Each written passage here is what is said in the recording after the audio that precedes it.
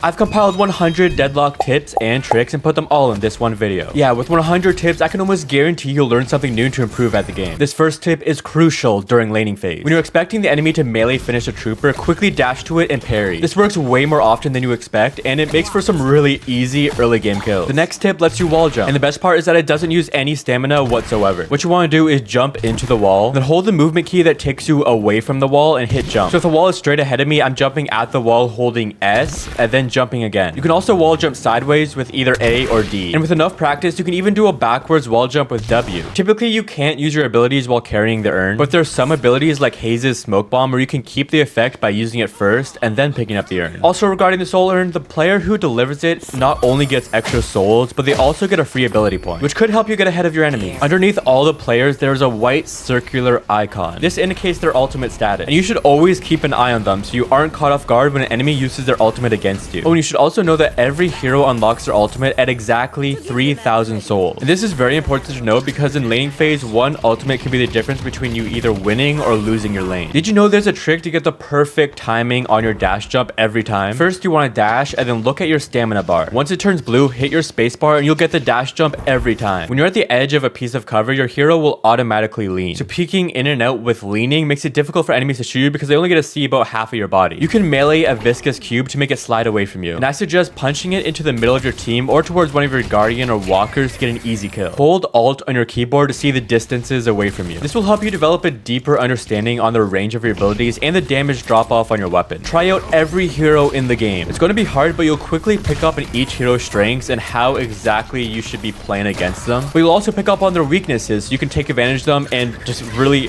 focus for that Achilles heel, that weakness they have, so you can just destroy them. You can see where a teleporter is taking you by looking for the flashing arrow on the minimap. When you deliver the urn, a lot of the souls can be denied by shooting them. To counter this, get your body between the enemy and the soul, so instead of shooting the soul orbs, they're stuck shooting at your back. Tier 1 upgrades have significantly better value per soul. When we look at the tier 1 upgrades, you get an additional 11% base health for a 500 soul item, but then the 6,200 soul items only give you an extra 20% base health. That's over 12 times the amount of souls for less than double the base health. And it's a similar story for weapon and spirit upgrades. So in my opinion, you should get a lot of the tier 1 upgrades before you start saving for the more expensive ones because that base boost you get really starts adding up. Parrying works no matter what direction you're facing. With this in mind, if you're facing away from your enemy, pay close attention to the sound of them charging a heavy melee. As soon as you hear it charging, hit that parry button, and most of the time you end up stunning them and probably get an easy kill. A lot of passive abilities still have a cooldown. For example, headshot booster only gives you that extra bonus headshot damage once every 7.5 seconds. So even if you don't have the best aim, it doesn't really matter because you only have to hit one headshot every 7.5 seconds. It's not like every shot has to land on the head. And when you see one of these icons pop up on your screen, that means the cooldown on your passive ability reset. McGinnis turrets can shoot through cosmic veils, making it a great place to place them so you catch enemies by surprise. If you don't know how to get the different flex spots, all you have to do is hold tab, then hover over the lock symbol and it will give you a brief description on exactly how to unlock them. You have infinite ammo while sliding, and sliding is just very underutilized in general. With those extra builds, you can easily win a 1v1 or increase your damage uptime while farming. This right here is a healing trooper, and it heals you for 40 health every 6 seconds. So if you see a green line connecting you to the healing trooper, you know that you're in range, and especially in early game, you want to play near your healing trooper to out-sustain your opponent. And that's also why you should try to target and eliminate the enemy's healing trooper as soon as possible. Yeah, if you see all the troopers in a line, focus the healing trooper first every time. It might sound simple, but this trick makes a huge difference during laning phase when there aren't many other healing options. Some abilities can cancel your heavy melee, and this is extremely helpful when someone tries to parry you. Just charge up your heavy melee, and then if they do decide to parry, use your ability and it will cancel it. And then if you don't know, parry does have a cooldown, so when they come out of their parry, you can just heavy melee them again and they can't do anything about it. Ivy can carry a teammate who has the urn to quickly get across the map. Using the strat with a friend every time the urn is available can quickly give you a soul lead. Next is one of my favorite item combos in the game. First, you want intensifying magazine, which increases your weapon damage as you continuously fire your weapon. Then you want quicksilver reload, which instantly reloads your weapon and increases your fire rate after using an ability. This straight up doubles your ammo, letting you get the most out of intensifying magazine, and is great for team fights and also amazing for farming jungle. Mo and Krill have 2 headshot hitboxes. Of course, one for Mo and one for Krill, but I recommend aiming for Mo's head, aka the mole, because it is much larger, and if you miss, you'll still be hitting body shots. The one exception is if they're facing the other way, in which case you can't see Mo's head, so you just have to go for the smaller hitbox up top. Also, a little visual weird thing I noticed, if you hit Mo's head, it it actually has the bullets come out of Krill's head, which is a little weird. You can find these wind fans around the map. They act like jump pads, letting you get around without wasting stamina. Change up your keybinds to get something that suits you. Leaving your abilities on 1, 2, 3, and 4 is going to make it difficult to quickly use them while still having good movement. Practice claiming soul orbs in the sandbox. It even shows you the milliseconds it takes you to shoot them, so you can train to improve your score. I recommend trying to consistently get a score of 350 or less. Once you get lower than that, it's kind of diminishing returns at that point, so I would just suggest learning something new, but yeah, try to get 350 or less. Not only does a rejuvenator cut your respawn timer in half, but it also buffs your team's troopers for 3 minutes. The troopers will be much stronger and will automatically push all the lanes if the enemies aren't keeping up. You can double tap crouch to fall to the ground faster. This is really good when jumping off buildings or when playing a hero like Grey Talon or Vindicta and you're flying through the air. Yeah, you're a very easy target when you're slowly falling or just sitting in the sky with no cover, so this is a quick, easy way to get out of the sky and actually make it harder for enemies to kill you. The first letter of each lane's name corresponds to its color, which is good to know because sometimes the heroes or your teammates will call a lane by its actual name and you need to quickly interpret what they're saying. You can parry a Guardian's melee to take a bit less damage when you're near them. As Bebop, there's a short charge up time before your weapon starts firing. You could also hold down right click to charge it up before firing, which you should always be doing when confirming or denying soul orbs. By holding tab and then using your mouse and middle click, you can ping a location on the map. You can also draw on the map using left click, which is actually really useful at communicating with your team and letting them know where you want them to go. For instance, every time I'm running the urn, I'll ping and draw around the urn drop off so my team knows they should go there and defend me. Use teleporters more often. They're perfect for getting around the map quickly and catching enemies on opposite lanes by surprise. If you're going the entire match without using a teleporter, then you're seriously underutilizing them, and just use them more often. A couple of minutes ago, I showed you how to wall jump. Now my favorite and probably most important wall jump location is at the secret shop. There have been so many times where I ran into this room with enemies chasing me, and the only reason I survived was because I hit this wall jump. It's definitely something worth practicing, and if you're enjoying this video so far, take a second to drop a like to support the video. It lets me know that you guys like this sort of content, and if I get enough likes, I'll keep creating Deadlock videos. A power-up will spawn on these bridges at exactly 10 minutes, and then they respawn every 5 minutes after that. They are really strong, and you should be going out of your way to get them. If you charge up a heavy melee and then the enemy parries, quickly flick your mouse to melee the opposite direction and avoid the stun. It also doesn't hurt you too much because the enemies can't shoot back while they are parrying. You can see the stat timers on the left side of your screen. This will show you things like the power-ups you pick up and your zipline speed boost. But it also shows negative effects enemies put onto you. For example, Pocket's Affliction, it will show you a red bar on the left side of your screen so you know exactly how long it's going to be affecting you. You need to work out a balance between how much you're confirming and denying trooper souls during the laning phase and how much you're shooting your enemies. But it all depends on your hero and how aggressive the enemies are playing. For example, if I'm playing Haze, I'm going to be shooting the enemies a lot more often because the more you shoot them, the higher stacks it builds up, so the more damage you'll be doing. And then if they overextend, you can quickly use your sleep dagger against them and punish them and get the free kill. But then if you're playing a hero that doesn't benefit much from shooting the enemies, then I would just suggest trying to get as many trooper souls as possible and pushing your lane. If you click on an enemy player on the top of the screen, it will indicate that they are missing, which lets your team know that they should be on the lookout. But then if you click on a teammate's player icon, it will tell them to be careful, which is great to use if you notice they're overextending or if there's a lot of enemies near them. Make sure you always reload and have ammo available when you or the enemies finish a guardian or a walker, especially the walkers because they spawn a ton of souls, so you want to be getting as many of them as possible. A massively underrated early game item is ammo scavenger. For only 500 souls with max stacks, it gives you 24 spirit power. That's 50% more than the base spirit power you get for the 6,200 soul item. You can see your teams and the enemy health bars. Always keep an eye on them to tell whether your team is going to win or lose a fight, and if you should go and help them out. During laning phase, when enemies are going to the shop, throw your bombs and your large AoE effect abilities, throw them at the shop. You can get a lot of free damage, and if they have their shop tab open, they might not even realize what's going on and they have nowhere to go. Do your best to steal the enemy rejuvenator. Even if you do die, if you get it, I consider that a win, and you're going to have a faster respawn either way. Of course, if it's 1v6 or like 2v6 against players with stuns, it's probably not worth it, but if you think you have a chance of stealing it, I say go for it. You can shoot between heavy melees for maximum damage by just holding your melee key and left click the entire time. If you want some good hero builds, click on the browse builds button on the top right of your shop tab. A lot of them will be outdated though, and they might say that they're updated recently, but a lot of people just quickly change one thing just so it says it's updated, so they're not always the best to use. But if you want me to make build videos for your favorite heroes, let me know in the comment section down below, and also tell me what heroes you want to see. Use the soul orb spawner in your base when you need a few more souls for your next upgrade. Go to your settings and set up some quick cast options for your abilities so you can use them much faster. Also, when you're settings, you can set different keybinds for each hero, which is really nice because you can customize everything to suit your playstyle. You can heavy melee around a corner, which is what I recommend doing because it makes it much harder for the enemies to react and parry. Try to get into the habit of glancing at your minimap every few seconds. You always want an idea of where the enemies are and where your teammates are so you don't find yourself getting outnumbered. Viscous is, okay, that's a little weird to say, but yeah, his Puddle Punch is technically a melee ability, so items like melee lifesteal and Spirit Strike are activated when you use it. Also, since it's a melee ability, it secures souls when you use it on a trooper. Each hero has its own unique move speed and sprint speed. Because of this, I would try to get the hero with the most movement speed to run the urn whenever possible. It's also worth noting that a lot of the heroes have a sprint speed of 0, so it's impossible to sprint with them unless you buy sprint boots or enduring speed. After killing your enemies or forcing them to retreat, steal their jungles to help build a soul lead against them. At the end of the day, Deadlock is a third-person shooter, so take advantage of this by peeking around corners while staying hidden. The fastest method to destroy the Sinner's Sacrifice is with only heavy melees. And if you didn't already know, you can hold down your melee key and it will keep on using heavy melee at max speed. But you do need to be careful because every time you punch the Sinner's Sacrifice, it deals about 40 damage to you. And in the early game, that damage is something you should not overlook. Tailor your items and your armor to the enemy's damage. What you want to do is check out the incoming damage, and if most of it is bullet damage, then invest in bullet armor. But then of course, if most of it is spirit damage, then invest in spirit armor. Every time you respawn, take a look at the minimap to see where the available jungle farms are. The lane with the most available jungle farms is where I like to go most of the time to build up souls. At the 10-minute mark, 100% of the trooper souls come from the orbs they release. So at that point, it becomes especially important to be denying the enemy souls. Melee damage scales directly with weapon damage. So if you're going for a melee build, make sure you're buying items that do increase your weapon damage. This next item combo is super strong in the early to mid game. You want to buy Hollow Point Ward, which gives you bonus damage when you're above 60% health. And then you also want Restorative Shot, which heals you for 40 health every 5.5 seconds if you shoot one shot into an enemy hero. These two upgrades together give you a 41% weapon damage boost as long as you have over 60% health, which is pretty easy to do when Restorative Shot is constantly healing you. Plus, they only cost 500 souls each, so you can get them really early. Now I got another nice item combo. I like to run monster rounds and then try to rush Tesla bullets. This will help you take out trooper waves quickly and will also help you with jungling. You can parry Viscous's Puddle Punch, but it does require some very fast reaction times.